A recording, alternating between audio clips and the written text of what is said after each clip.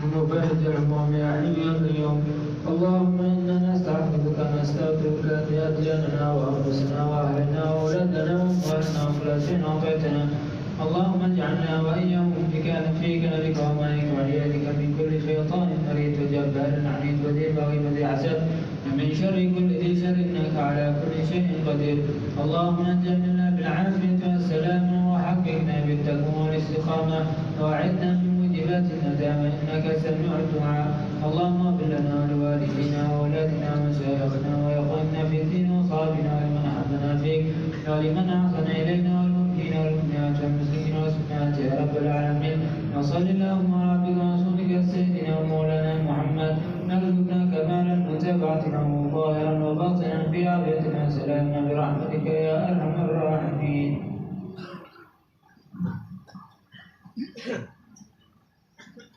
التعليم والتعلم والإفادة والاستفادة والنصر والاتباع بأن تقوى الرسول وصلاح الجسد والروح وتوبة النسوء من الأرواح والدين عليكم والدنا والدكم وعلى المسلمين. ثم يدعو بلسان الله عباد البلاد الحبيب عبد الله بن الحجاج. ثم إلى أرواح ولي وصلاح البلد ومن عبد هذا المسجد وعبد الله في سابقا ولاحقا أن الله تغشانا من الرحمة وأبرز الجنة ويختم لنا ولكم مستهديات وعافية وإلى حضرة النبي محمد صلى الله عليه وسلم. الفاتحة.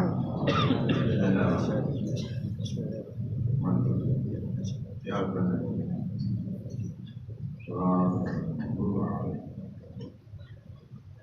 بسم الله والحمد لله والصلاة والسلام على رسول الله سيدنا مولانا محمد بن عبد الله وعلى آله وصحبه ومن والاه. ولا حول ولا قوة إلا بالله العلي العظيم. قال المصنف رحمه الله نفعنا به وبعلومه في الدارين آمين. إلى أن قال يا داود من رد إلي هاربا كتبته جهبذا. يا داود إذا رأيت لي طالبا فكن له خادما. يا داود لا تسأل عني عالما قد أسكرت الدنيا فيضلك عن سبيلي أولئك قطاع الطريق على عبادي. يا داود اعمل بعمل الأبرار ولا تبسم في وجوه الفجار وخالف أولياء مخالطة وخالف أعداء مخالفة. يا داود كن للأرملة واليتيم كالأب الشفيق. أزيد في رزقك أو أكفر عنك أزيد في رزقك أو أكفر عنك ذنبك. أزيد في رزقك أو أكفر عنك ذنبك. يا داود قض طرفك وصن لسانك فإني لا أحب الفاسقين وأكثر من الاستغفار لنفسك وللخاطئين إلى آخر ما قال رضي الله عنه وأرضاه. بسم الله والحمد لله والصلاة والسلام على رسول الله سيدنا مولانا محمد بن عبد الله وعلى آله وصحبه ومن والاه ولا حول ولا قوة إلا بالله. Masih menerangkan tentang wahyu yang Allah berikan kepada Nabi Daud. Ya Daud, wahai Daud, firman Allah, man radda ilayya hariban, siapa orang kembali kepadaku karena lari daripada manusia dan dunia, katabtu jahbada, aku tulis dia adalah orang yang alim pilihan. Ya Allah. Ambisi, baik itu dalam urusan duniawi, ambisi untuk dikenal sama orang dan mendapatkan jabatan, itu adalah penghalang utama untuk sampai kepada Allah Subhanahu wa Ta'ala. Karena itu manusia pilihan Allah itu adalah yang kembali kepada Allah Subhanahu wa Ta'ala. Harapannya ingin dekat kepadanya. Harapannya ingin menjadi orang-orang yang dicintai Allah Subhanahu wa Ta'ala. Bukan ingin dihargai manusia, terkenal ada di mana-mana, atau yang tinggal ada di istana. Justru kalau meninggalkan itu semuanya kembali kepada Allah, maka itulah orang-orang khusus Tuhan, orang-orang pilihan Allah Subhanahu wa Ta'ala. Mudah aja, tinggalkan segala selain Allah, maka kamu akan mendapatkan Allah. Karena itu di antara mereka ada bertanya-bertanya, Ya Rabbi, aina ajidu? Tuhanku, di mana aku mendapatkan kamu? Maka dia mendapatkan hadis, suara tanpa ada orang. Utlub nafsak fata'al. Tinggalkan nafsu kamu, maka hampiri aku, kau akan mendapatkan aku.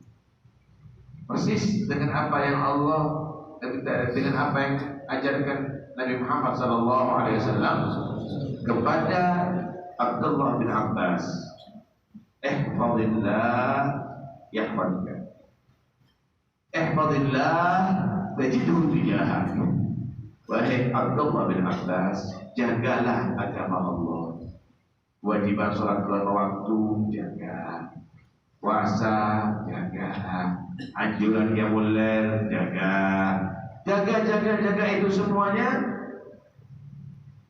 Jaga juga diri kamu, jangan sampai berbuat maksiat. Maka dikatakan yahfadka, Allah akan menjaga kamu. Menjaga kamu dengan lindungannya, dengan rahmatnya, dengan kasih sayangnya. Ya ihfadillah, wahai Abdullah bin Abbas, lagi jagalah Allah. Najidhu tujahan, kamu akan selalu mendapatkan Allah di hadapan kamu. Artinya kamu akan tidak jauh dari rahmat Tuhan kamu, karena Allah akan selalu melindungi kamu.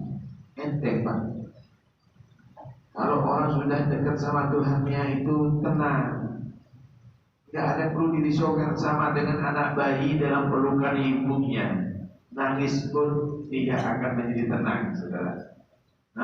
Dia merasa dalam lindungan manusia yang paling sayang dengan dia. Tapi kalau sudah dalam lindungan Allah, dia dalam lindungan yang paling rahmat kepada makhluk Allah Subhanahu wa Ta'ala. Karena itu kembali kepada Allah dalam segala sesuatu, maka kamu tidak akan sia-sia. Dan jangan ikut-ikutan orang yang ambisi. Rugi kamu. Kehidupan kamu hanya sekedar untuk mencari dukungan manusia. Kehidupan kamu hanya sekedar untuk mencari cinta manusia. Kalau kamu dicintai Allah, semua akan cinta kepada kamu. Seluruh makhluk akan mendukung kamu. Raih cinta Allah, raih cinta Allah. Dengan apa? Tinggalkan semua ambisi kamu dalam urusan duniawi, dalam urusan ketenaran dan jabatan. Maka kamu menjadi hadaptu jahbadan. Kata Allah, aku akan catat dia sebagai orang-orang khususku. Masya Allah. Ada seorang perempuan namanya Rabi'atul Adawiyah. Luar biasa, dia merasakan kenikmatan ibadah yang luar biasa. Beliau pernah berkata begini, dia dalam munajatnya berkata begini, laitaka tahlu wal anamu mariratun, walaitaka tarda wal anamu ridabu, walaita baini wa bainaka amirun, wa baini wa bainal alamina kharabu. Ya Allah, seandainya engkau bermanis kepadaku dan manusia semuanya berlaku pahit kepadaku, aku tak peduli. Seandainya engkau ridha kepadaku, semua marah kepadaku, aku pun tidak risau. Yang penting bagiku ya Allah, hubunganku dengan kamu makmur, walaupun hubunganku dengan segala alam hancur. Allah. Nah, kalau sudah demikian, apanya saudara? Siapa yang akan membenci orang yang demikian? Kecuali setan, kecuali orang-orang yang dibenci oleh Allah Subhanahu wa Ta'ala. Karena itu kembali kepada Allah dalam segala sesuatu.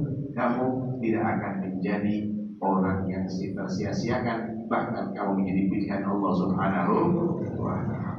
Nah,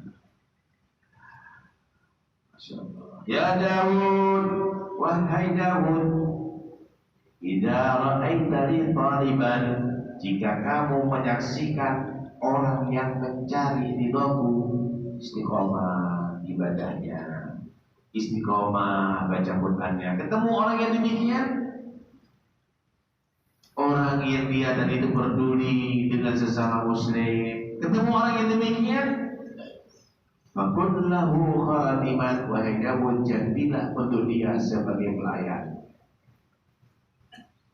Cari orang-orang yang soleh, Pak. Cari orang-orang yang dia tadi itu peduli dengan sesama muslim. Cari orang-orang yang istiqomah.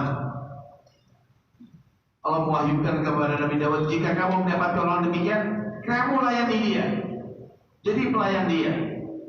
Khidmat kepada orang-orang yang dekat kepada Allah Subhanahu wa ta'ala. Begitu. Jangan kita khidmat kepada pejabat. Ada pejabat yang kadang-kadang zalim, wah, dituntut terus 10.000 duduk, cepret. Nah, kalau yang ikuti pejabat itu ajudannya, sekretarisnya, masuk akal. Apa kau? Untuk apa kau itu? Kamu tidak dibutuhkan untuk itu ke sana. Bukan kita menyatakan bencilah pejabat, bukan. Tapi yang berkaitan itu yang ikut, bukan kamu, Mas. Tambah ribet. Biarlah dia pejabat melaksanakan tugasnya, membawa orang-orang yang diperlukan oleh mereka. Jangan karena mereka kemudian gerutu. Kayak tahu itu. Lalu dikatakan begini. Yubabun haula jibah. Lalat yang mengerubungi, yang hinggap ada di bangkai, ahabbu ilayya min qurra haula sultan. Itu masih lebih penting bagiku daripada ulama yang dia dari itu merubungi pejabat. Menjijikan loh itu. Nah, pantas itu. Ada apa? Urusan apa sama kau? Gitu. Urusan apa sama kau? Urusan apa? Kalau hanya sekedar untuk duduk dengan orang yang soleh, duduk orang dekat kepada Allah, duduk orang yang mencari ridha Allah, ikhlas dalam perbuatannya, maka kamu akan mendapat berkah. Begitu seharusnya. Mudah-mudahan kita ditemukan orang-orang yang demikian itu. Ya, khidmat sama orang-orang yang soleh itu penting, ya. Masya Allah. Tuba liman ra'ahu wa jalasahu law marratan bil umri. Beruntung ya, ketemu dengan orang yang soleh, memandang mereka. Ini orang yang selalu dirahmati oleh Allah, yang dikasih oleh Allah. Apalagi duduk mendengarkan nasihatnya mereka, ikut sholat di belakang mereka. Jangan setiap saat, seumur sekali sudah insya Allah manfaat. Seumur sekali insya Allah manfaat. Karena itu cari orang-orang yang demikian, maka kamu hidupnya akan manfaat. Nah.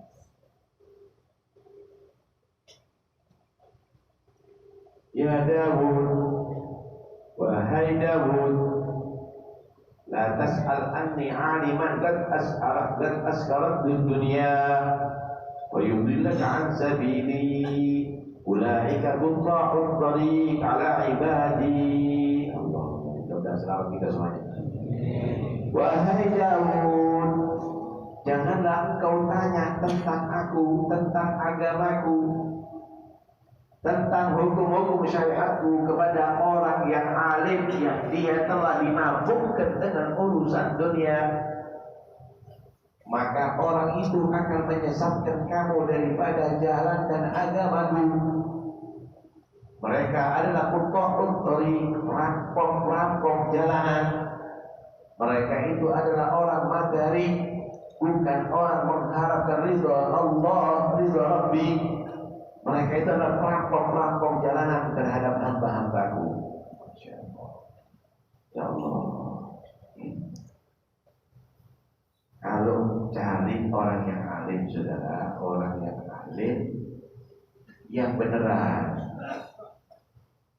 Karena ilmu ini bisa dikuasai oleh orang biasa dan orang yang tidak biasa. Ilmu ini seperti air hujan, saudara. Air hujan itu turun. Kalau air hujan itu diserap oleh pohon mangga, akan keluar buah mangga yang manis. Kalau air hujan tadi itu diserap oleh pohon kates, ya jadi keluar kates yang besar. Tapi kalau air hujan itu diserap oleh pohon ganja, ya jadi daun ganja yang berbahaya. Oleh pohon opium, ya akan keluarkan opium yang berbahaya. Begitu juga ilmu ini kalau dipelajari oleh orang-orang yang soleh, maka akan dia manfaat kepada umat. Tapi kalau mau pelajari ilmu ini adalah bukan orang yang soleh, meracuni umat, bahaya. Dan itu Nabi mengingatkan kepada kita, yang paling aku khawatirkan kepada kalian ini bukan urusan apa-apa, tapi ulama usul, ulama penjahat. Bahkan Nabi menyatakan lebih aku khawatirkan daripada Dajjal. Kenapa? Dajjal udah tahu kita semuanya musuh Allah, tapi ini seakan-akan membimbing umat orang. Wasil-musil udah sampai kepada Allah, bisa nyampe kepada Allah. Ternyata ajarannya adalah bertentangan dengan jalannya Allah Subhanahu. Mana mungkin kereta itu akan jalannya bagus kalau keluar dari relnya, jatuh, saudara. Mana mungkin orang itu akan sampai kepada Allah kalau dia keluar daripada ajaran syariat, ajaran Tuhan, keluar daripada syarat Allah Subhanahu wa Ta'ala. Pilih-pilih Pak ya, pilih-pilih, awas, hati-hati. Nah, di akhir zaman akan muncul, dan itu harus disampaikan karena Nabi wanti-wanti itu yang paling dikhawatirkan dengan Rasulullah Sallallahu Alaihi Wasallam.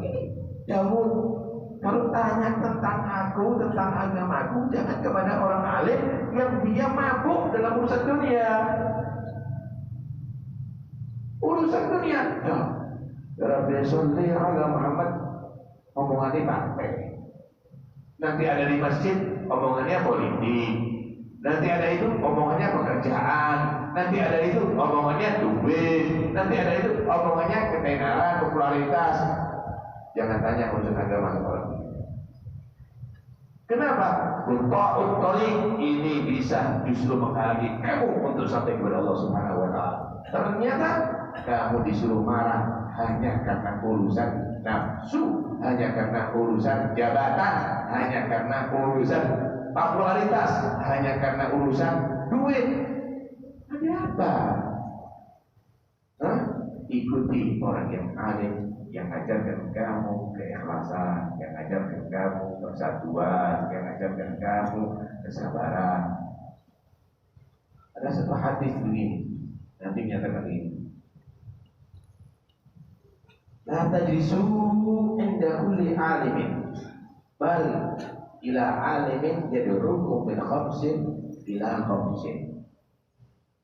Jangan kamu asal hadir ada di majlisnya orang yang punya ilmu. Dia juga hadiri ke majlisnya orang yang punya ilmu, yang mengajarkan kamu meninggalkan 5 sifat tercela untuk memiliki 5 sifat terpuji. 5 sifat tercela untuk memiliki 5 sifat terpuji. Minasyaki dal yakin. Yang pertama, ngajari kamu, bimbing kamu untuk keluar daripada meragukan kebenaran agama, menjadi orang yang meyakini kebenaran agama. Jangan hanya pakai logika seakan-akan agama itu rekayasa dan ciptaan akal manusia. Tapi kita kembali kepada Allah dan Rasulullah, itu agama. Agama itu adalah ajaran Allah, ajaran Nabi Muhammad, bukan ciptaan logika. Awas, hati-hati. Jangan semua ustaz dihadiri majelisnya, jangan semua pengajar dihadiri majelisnya. Lihat, carilah pengajar ustaz yang mengajarkan kamu meninggalkan sifat keraguan terhadap kebenaran agama dan menjadi orang yang yakin atas kebenaran agama. Ini pertama. Yang kedua, minar raghbati ila zuhdi. Cari orang yang alim yang mengajarkan kamu meninggalkan sifat ambisi urusan dunia menjadi orang yang zuhud urusan dunia. Jangan percaya kalau ada ustaz, udah kamu angkat aja diri kamu, kamu cari aja suara itu suara ini, udah jangan minta nasihat seperti itu. Justru cari minta nasihati saya. Kalau kamu tidak mampu, jangan mencalonkan diri, bahaya.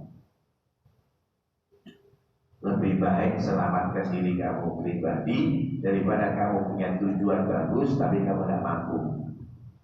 Paham tak maksudnya? Tidak mampu berenang, banjir. Jangan sok menolong orang, kamu nyemplung. Tidak ada yang kamu tolong, kamu yang tenggelam. Ini fitnah begitu banyak. Jangan sok menolong orang, selamatkan diri kamu. Itu lebih bagus. Jangan-jangan kamu yang tenggelam nantinya. Cari orang alim yang mengajarkan kamu untuk keluar daripada cinta dunia, jadi orang yang zuhud kepada dunia. Yang kedua. Yang ketiga, minar riya ilal ikhlas.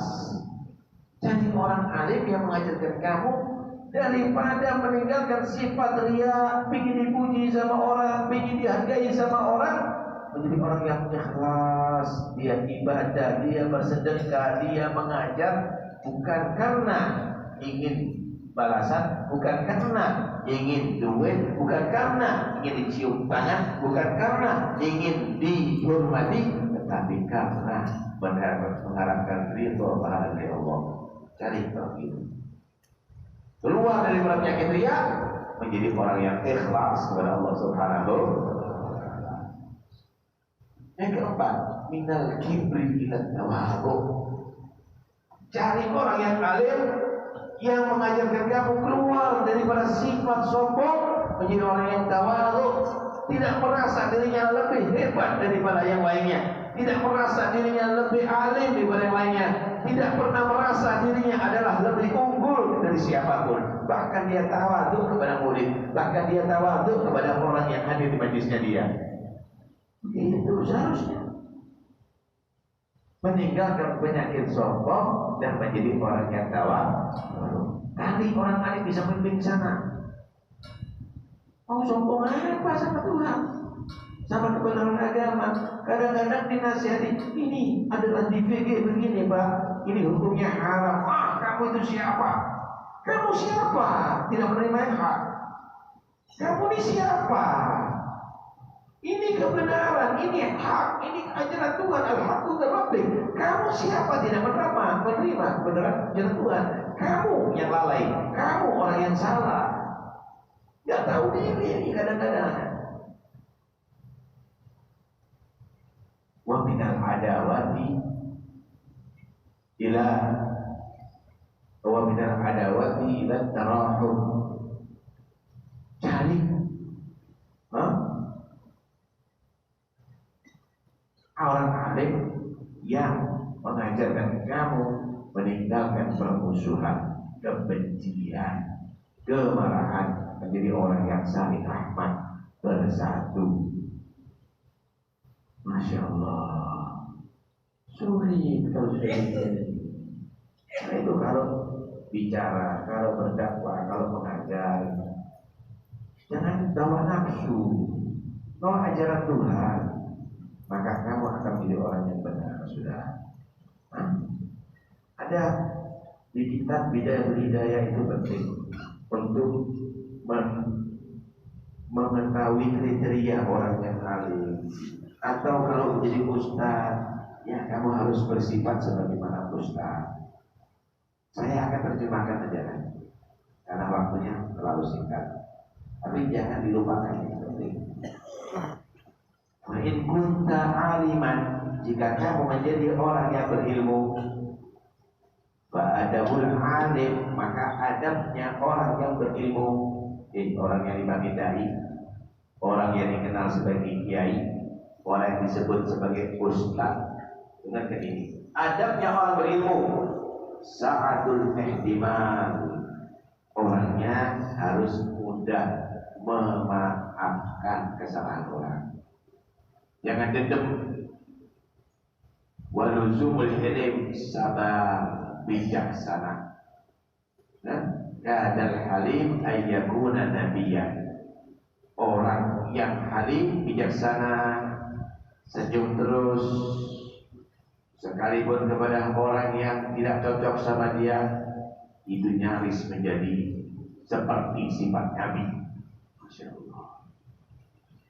Wal julus bil haiba ala samti waqar ma'an nas, duduknya itu sopan, terhormat bersama manusia. Jangan kau kalau sudah dipanggil ustaz, dipanggil kiai, main gaplek pakai jepitan, nggak lucu. Jangan nanti ikut nyanyi, nggak lucu. Duduk, kamu itu adalah yang dikenal pewaris Nabi. Duduk yang benar, yang sekiranya orang itu kamu itu berwibawa di hadapan orang. Jangan ikut-ikutan dengan orang yang lupa kepada Allah Subhanahu wa Ta'ala. Wa tarkut takabbur ala jami'il ibad, meninggalkan sifat sombong terhadap seluruh manusia. Hargai semua yang dapat kamu. Jangan nanti kalau bawa duit 2 juta senyum, bawa terong renggut. Belum tentu yang bawa duit juta itu adalah mukhlis. Kadang-kadang yang bawa terong itu adalah ikhlas datang kepada kamu. Tinggalkan sombong terhadap semua hamba Allah, kecuali kamu harus menjaga kewibawaan kamu illa ala dhalama, kecuali kepada orang-orang yang zalim. Orang-orang yang zalim tidak perlu kita tawadhu, biasa saja. Tapi justru kepada orang-orang yang baik, apalagi orang-orang yang punya, kita tawadhu kepada mereka, datang kepada mereka. Di sini ada Habib Ja'far di Syekh. Habib Ja'far di Syekh bukan dai kondang, nggak akan tampil. Dia masuk kadang-kadang ke rumah-rumah itu, orang Ghazali masih ada kiri saksi, masuk ke rumah, dilihat, ya Allah ini kabel bahaya nih kalau kena anak, itu dibetulkan sendiri, dengan tangan beliau, dibetulkan sendiri. Nanti dilihat ini kamarnya, misalnya pintunya ada yang renggak pintu kayunya, nggak punya memang. Nanti diambil ke yang aku sendiri. Hikmat begitu. Nah kalau kita kan sekarang nggak begitu. Jadi seperti raja kalau sudah jadi alim. Semua orang suruh khidmat sama dia, nggak peduli dengan keliling orang-orang dulu khidmat, telaten, gitu. Itu namanya dai. Masya Allah, mudah-mudahan kita bisa mengamalkan itu. Kecuali kepada orang yang boleh, jangan kita merendahkan diri. Kenapa? Zajran lahum anil dzulmi, menjadi satu peringatan atas kezaliman. Aku nggak setuju dengan perbuatan kamu. Bereskan urusan kamu dengan orang yang kamu zalimi. Baik itu orang biasa, orang kaya maupun pejabat, maka dia harus tegas. Tegas istri bukan musuh, tetapi membimbing dia untuk menjadi orang yang benar. Wa idza tawadhu bil mahafil wal majalis. Kalau kamu itu disebut orang yang alim, maka tampakkan tawadhu kamu ada di majelis-majelis. Jangan nanti pendeta, malah kadang-kadang bawa asbak di masjid. Kenapa? Orang alim tidak apa-apa. Loh, orang alim harus lebih nampak tawadhunya daripada bukan orang alim. Kenapa? Karena halnya dia, sikapnya dia itu ngajari umat. Sikapnya dia ngajari umat. Begitu seharusnya. Wa tarkul hazli wa du'aba, meninggalkan Guru-guru yang tidak bermanfaat, Pak. Cekakak cekiki, cekakak cekiki. Dari majelis cekiki, lucu. Mananya yang lucu ini? Dan janganlah demikian. Orang-orang ini menghargai Anda. Orang yang alim itu harus dia berpikir akhiratnya, lebih banyak seriusnya. Maka Nabi menegur kepada para sahabat yang banyak tertawa, yang kiri sebenarnya. Lau ta'lamuna ma'alam, la dhahiktum qalilan wa la bakitum katsiran. Kalau kamu itu tahu apa yang aku tahu, kamu nggak mungkin banyak tertawa, kamu akan banyak menangis. Kenapa? Kamu belum pernah lihat wajahnya Israel ketika punya nyawa. Kamu belum tahu rasanya sakit sakaratul maut.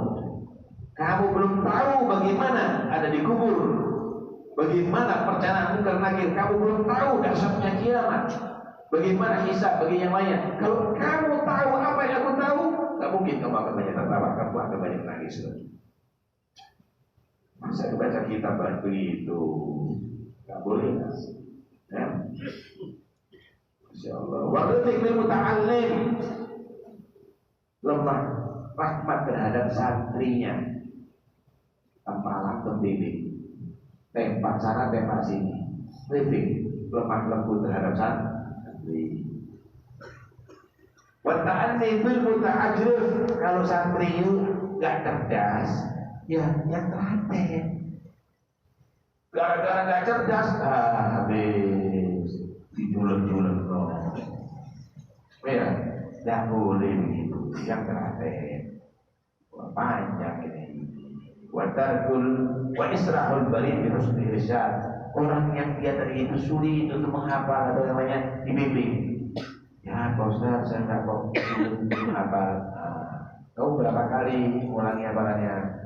Ya sampai 10 kali. Coba 20 kali, 30 kali. Ayo tak bantu. Caranya ngapa begini dengan ini dibimbing, insya Allah akan jadi pintar. Wah ini kalau dibaca bagus sekali. Nah, ini harus kitab ini dibaca. Nanti ada adabnya kalau jadi santri bagaimana, adabnya kalau jadi anak bagaimana, adabnya jadi orang tua bagaimana, adabnya bagus sekali. Kitab Bidayatul Hidayah penting untuk dibaca. Mudah-mudahan insya Allah kita panjang umur sehat walafiat. Allah berikan kepada kita ilmu yang manfaat dunia sampai akhirat. Insya Allah muslimin tetap bersatu, muslimin tetap saling menjaga kehormatan di antara satu sama lain. Insya Allah mudah-mudahan insya Allah kita semuanya ditemukan guru-guru syekh syuyukh yang bisa menyampaikan kita ke jalan yang Allah ridhoi.